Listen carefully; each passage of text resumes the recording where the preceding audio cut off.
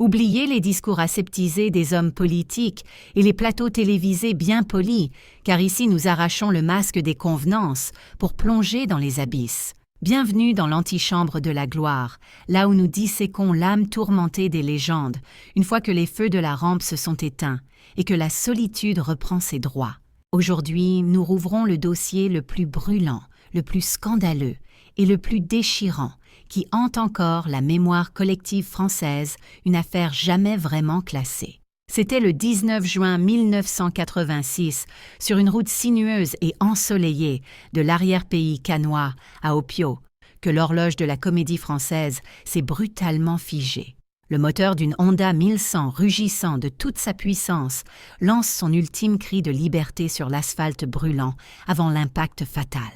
Le destin cruel et ironique a pris ce jour-là la forme banale d'un poids lourd, effectuant une manœuvre imprévue, coupant la route à l'homme qui roulait trop vite vers l'oubli. En une fraction de seconde, dans un effroyable fracas de tôle froissée, suivi d'un silence assourdissant, la voix la plus libre de l'Hexagone s'est tue plongeant la nation dans un deuil national pour son clown triste. Mais avec le recul, doit-on vraiment croire à la thèse du simple fait d'hiver routier, ou assistait-on ce jour-là à l'acte final d'une lente et inéluctable autodestruction programmée? Car ce que l'histoire officielle omet souvent de préciser dans les hommages larmoyants, c'est une vérité bien plus sombre. L'homme qui chevauchait cette bécane n'était déjà plus que l'ombre de lui-même, rongé par des démons intérieurs que le public ne soupçonnait pas. À peine 3 jours avant de sombrer dans ce silence éternel, celui que la France adulait semblait écrasé sous le poids d'un fardeau titanesque, impossible à porter pour un seul être humain. Loin des projecteurs qu'il avait tant chéris, puis détesté Michel Colucci, avait entamé un inventaire macabre, non pas celui de sa fortune colossale, mais le bilan désastreux de ses relations humaines. Il avait confié à demi-mot l'existence d'une liste maudite gravée au fer rouge dans sa mémoire, comportant 3 noms précis, 3 visages de la trahison. 3 figures de l'ombre qui, selon sa propre conviction paranoïaque ou lucide, avaient orchestré sa chute morale bien avant l'accident. Ils avaient méthodiquement démantelé son envie de vivre pièce par pièce, bien avant que le pare-choc de ce camion ne vienne achever le travail physique. Qui sont ceux qui ont corrompu l'innocence du gamin de Montrouge pour le transformer en une vache à lait médiatique avant de le jeter aux chiens quand il est devenu incontrôlable? Et par-dessus tout, quelle était cette terreur sourde qui l'habitait? Quelle menace la contraint au silence, alors même qu'il tenait le cœur des Français dans sa main?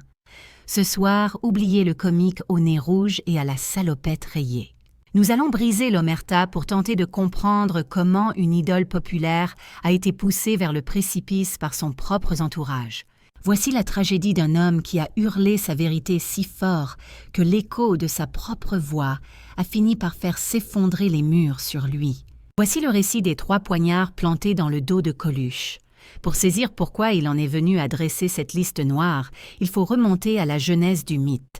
À la racine de cette colère volcanique qui a fait sa signature, il y a une plaie d'enfance béante, une blessure primitive jamais cicatrisée. Tout commence dans le Paris grisâtre et poussiéreux de l'après-guerre, où l'espoir est aussi rationné que le pain. Michel Colucci n'est alors qu'un anonyme loin, très loin du statut de trésor national qu'il obtiendra plus tard. Il est le fils de l'immigré, le petit Rital de la banlieue rouge, qui grandit avec la misère collée à la peau, une pauvreté qui forge le caractère, mais brise les rêves. C'est dans ce décor qu'apparaît le premier nom de sa liste fantôme, le premier responsable de ce vide sidéral qui l'habitera toujours. Ce n'est pas un ennemi de chair et d'os, mais une absence Honorio, son père, qui meurt brutalement alors que Michel n'a que 3 ans. Cette disparition prématurée creuse un gouffre affectif immense, un manque paternel absolu que le petit Michel cherchera à combler par l'amour de millions d'inconnus. Élevé à la dure par sa mère, Simone dite Monette, une fleuriste au courage d'acier, mais usée par la vie, il intègre très vite une leçon fondamentale et cruelle. Dans cette société, si tu n'ouvres pas ta gueule, tu crèves. Alors pour ne pas disparaître, Michel décide de devenir le roi des bouffons. Il traîne ses guêtres sur le pavé parisien, gratte sa guitare, défie l'autorité et refuse de rentrer dans le moule étriqué qu'on lui propose. C'est l'ère des blousons noirs de la rebelle attitude. Il n'a pas un sou en poche, mais il possède une arme de destruction massive, une gouaille dévastatrice, capable de désarmer n'importe qui. Passant de la plonge graisseuse des arrière-cuisines aux planches anarchiques du café de la gare, il impose sa silhouette et son verbe haut. Il est à la fois vulgaire et poétique, grossier et infiniment tendre. Il devient le miroir déformant d'une France coincée dans ses principes. En enfilant cette célèbre salopette d'ouvrier et ce t-shirt jaune trop court, il accouche de Coluche, un monstre sacré venu venger l'enfant pauvre qu'il n'a jamais cessé d'être. Le succès fulgurant devient sa forteresse, une armure dorée, pour se protéger des fantômes du passé. Les années 70 le couronnent roi. Le cinéma lui fait les yeux doux et ses sketchs corrosifs deviennent la bande originale de toute une génération désabusée. Lorsqu'il lance son fameux « C'est l'histoire d'un mec, le pays tout entier » retient son souffle hilar. Il est devenu la voix des sans-voix, l'avocat des paumés. Pour le peuple, il est cet ange gardien un peu bourru, mais d'une sincérité désarmante, et chaque éclat de rire est une victoire sur sa propre misère initiale.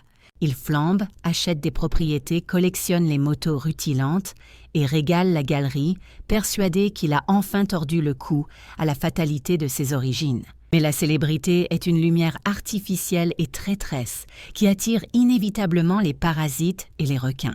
Michel s'imagine libre grâce à ses millions et sa notoriété, mais sans le réaliser, il s'enferme lui-même dans une cage dorée. C'est exactement à cet apogée au sommet de sa gloire qu'il commet l'erreur fatale d'accorder sa confiance à ceux qui ne voyaient en lui qu'un produit. Le show business a repéré la poule aux œufs d'or et le deuxième nom de sa liste noire s'apprête à entrer en scène. Celui qui va transformer son art brut en pure marchandise commerciale affûte déjà ses couteaux pour lui dérober bien plus que quelques billets de banque. Alors que Coluche semblait régner en maître absolu sous les feux de la rampe, accumulant les triomphes, l'envers du décor dessinait une réalité bien plus sordide. Les coulisses de sa vie n'étaient pas faites de paillettes, mais d'une solitude glaciale et de contrats opaques que personne ne prenait la peine de lire. C'est précisément dans ce marasme que s'inscrit le deuxième nom sur sa liste noire. Ce nom symbolise la pire des trahisons, celle de l'amitié sacrifiée sur l'autel de l'argent roi.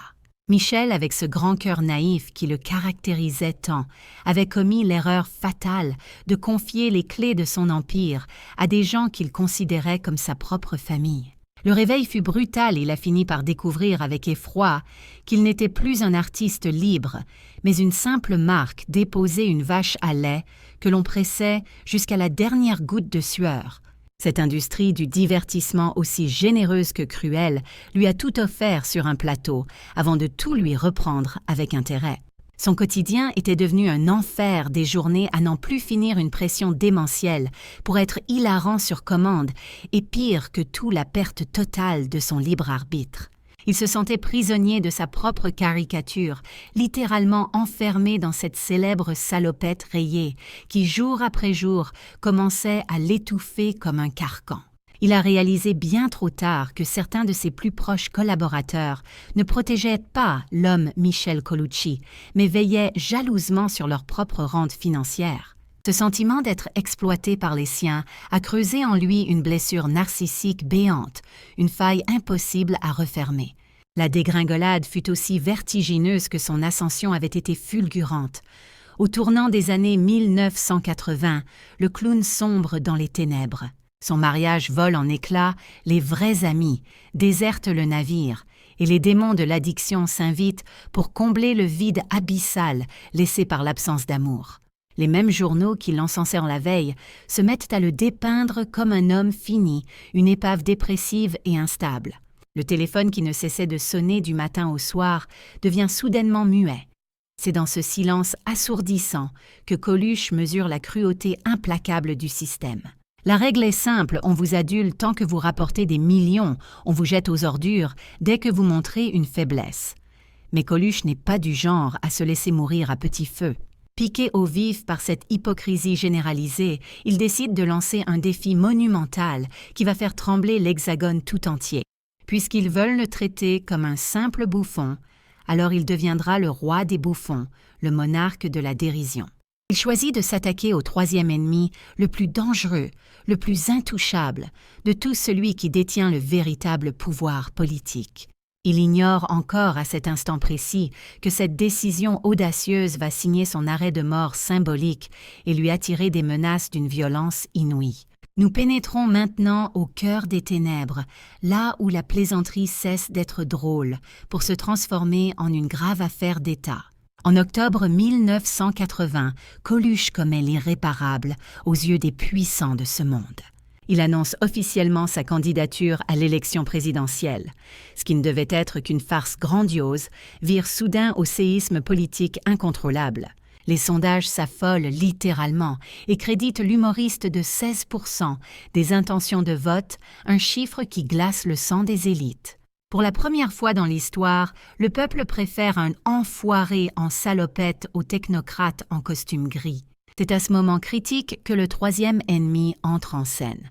Ce n'est pas un individu isolé, mais une ombre collective froide, bureaucratique et menaçante. Ce que beaucoup d'historiens ont résumé a posteriori par un seul mot terrible, la raison d'État. On raconte que dans les couloirs feutrés de l'Élysée et de Matignon, la blague ne fait plus rire personne. Une machine froide et lente se met en marche pour le broyer. Coluche confie sentir des pressions de plus en plus écrasantes, et dans son entourage, la paranoïa s'installe. On a la certitude d'être sur écoute et surveillé. L'ambiance devient irrespirable toxique, mais le pire reste encore à venir. Le tournant dramatique survient avec une brutalité qui dépasse l'entendement. René Gorlin, qui fut le régisseur fidèle de Coluche, est retrouvé mort abattu froidement de 2 balles dans la nuque. Même si l'enquête officielle privilégie la thèse du drame passionnel, le doute persiste. Pour Coluche, le message est limpide et absolument terrifiant, on ne joue plus. Selon les récits qui émergeront plus tard de son cercle intime, il reçoit peu de temps après une lettre anonyme contenant une balle de gros calibre, accompagnée de ces mots « La prochaine est pour toi ». La peur, une peur viscérale, animale et inconnue, jusqu'alors s'empare de lui. Il comprend qu'il a franchi une ligne invisible et qu'il joue désormais sa propre vie. L'homme qui n'avait peur de rien se retrouve seul face à une violence d'État qui le dépasse. Brisé, épuisé, nerveusement et terrifié, il annonce son retrait définitif de la course présidentielle en avril 1981. Le système a gagné la partie. Ils ont réussi à faire taire le gêneur. Coluche se retire alors dans un silence amer et lourd de sens. Le public pense qu'il a simplement abandonné par caprice, mais la vérité est qu'il a été chassé comme une bête traquée. Il sombre dans une période de dérive personnelle, intimement persuadé que le monde est pourri jusqu'à la moelle et qu'il ne sert à rien de lutter contre des moulins à vent. Mais ce que ses ennemis ignorent, c'est que cette défaite cuisante va allumer en lui une toute dernière flamme, sans doute la plus belle. Une flamme qui ne sera pas politique mais purement humanitaire, une vengeance lumineuse qui va changer le visage de la France pour toujours. Au milieu des années 1980, alors que le tout Paris le croyait fini, Coluche se relève de ses cendres. Il comprend que la meilleure façon de se venger de ceux qui l'ont humilié n'est pas la violence, mais la solidarité absolue. Il décide de briser le silence d'une manière totalement inattendue, en utilisant sa voix non plus pour faire rire les salles, mais pour nourrir ceux qui ont faim. C'est la naissance d'un combat qui le rendra immortel dans le cœur des Français. C'était le 26 septembre 1985, une date gravée au fer rouge. Ce jour-là, il s'empare des ondes d'Europe. Et balance une phrase qui, aujourd'hui encore, provoque une onde de choc dans la société française. Avec sa désinvolture légendaire, il lâche simplement « J'ai une petite idée comme ça », sans se douter qu'il vient d'allumer une mèche historique. C'est l'acte de naissance officiel des Restos du Cœur. En l'espace d'un seul hiver rigoureux, Coluche accomplit l'impensable, réussissant là où des décennies de promesses politiques s'étaient enlisées dans l'échec. Il ne se contente pas de demander, il tord le bras au système. Il force la main de l'État jusqu'à faire voter cette fameuse loi Coluche, un dispositif révolutionnaire permettant de déduire les dons des impôts, une première. C'est là sa victoire la plus éclatante sur son troisième grand ennemi, cette machine administrative et politique froide et calculatrice qui avait tenté de le briser. Il les a mis à genoux en les contraignant à faire preuve d'humanité. Il a réussi l'alchimie parfaite, transformer les cicatrices de sa propre enfance de gamin pauvre, de Montrouge, en millions de repas chauds pour ceux que la société avait oubliés. À cet instant précis de l'histoire, Coluche n'est plus le bouffon qui amuse la galerie. Il change de dimension pour devenir une figure intouchable, un monument national. 3 jours seulement avant le drame, Coluche dégageait une sérénité nouvelle, comme si l'homme tourmenté avait enfin signé un traité de paix avec son propre destin. Il avait tout terrassé la misère crasse de ses jeunes années, les coups bas et les trahisons du show business, et il avait même réussi à clouer le bec à la classe politique. Il se confiait d'ailleurs à son cercle intime, évoquant son désir ardent d'une nouvelle existence, loin des projecteurs et des hypocrisies mondaines, une vie placée sous le signe de la liberté absolue. Il s'apprêtait à lever le voile sur de nouveaux projets explosifs, à dire de nouvelles vérités qui dérangent, mais le sablier du temps s'est brisé trop vite. Le 19 juin 1986, sur cette petite route départementale ensoleillée près de Grasse, la fatalité l'attendait au tournant d'un virage maudit. Il conduit sa moto tranquillement, sans excès, savourant la brise d'été et cette paix intérieure qu'il avait mis tant d'années à conquérir. Et soudain, l'impensable se produit, un poids lourd de 38 tonnes, entame une manœuvre totalement incompréhensible, barrant la route comme un mur d'acier. Le choc est d'une violence inouïe, inévitable. Tout s'arrête. C'est une fin brutale, sèche, d'une absurdité glaçante. Pas de dernière vanne, pas d'adieux théâtraux, juste un silence de mort qui s'abat sur le bitume brûlant du Midi. L'homme qui avait osé défier les présidents et qui nourrissait les miséreux s'éteint sur le coup fauché en pleine gloire. La France entière est en apnée, le souffle coupé. Personne ne veut accepter cette nouvelle qui tourne en boucle.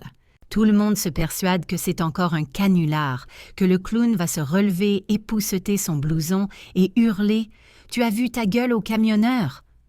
Mais pour la première fois, le clown reste à terre. Aujourd'hui, en 2026, soit 40 ans après le drame, une interrogation continue de hanter les mémoires collectives. Coluche a-t-il emporté dans sa tombe le secret de ses 3 grands ennemis ? C'est possible. Mais la vérité, c'est qu'il a fait bien mieux que de les dénoncer, il les a écrasés.